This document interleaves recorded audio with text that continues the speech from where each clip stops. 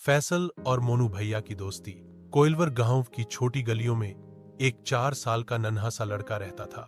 फैसल गोल मटोल चेहरा, चमकती आंखें और हर वक्त खेलने का मन। लेकिन उसकी सबसे खास बात थी उसकी दोस्ती। उसकी सबसे अच्छी दोस्ती थी मोनू भैया से, जो गांव में ही रहते थे और उम्र में 20 साल के थे। उम्र का फर्क होते हुए भी दोनों की दोस्ती गहरी थी।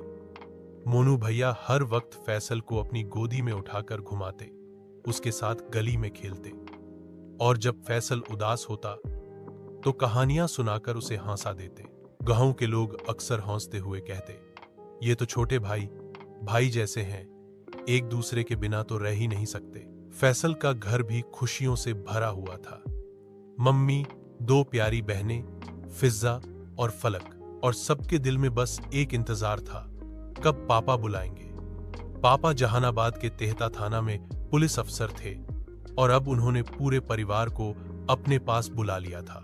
जब ये खबर फैसल को मिली कि सबको गांव छोड़कर जहानाबाद जाना है, तो उसके नन्हे से दिल में एक टीस उठी।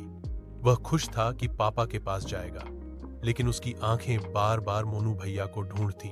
रवाना होने वाले दिन घर के बाहर बैलगाड़ी सामान से लदी खड़ी थी। मम्मी बच्चों को तैयार कर रही थी। फैसल चुपचाप कोने में बैठा था। मोनू भैया आए और फैसल को गोद में उठाकर बोले, क्या हुआ छोटू, ऐसे उदास क्यों हो?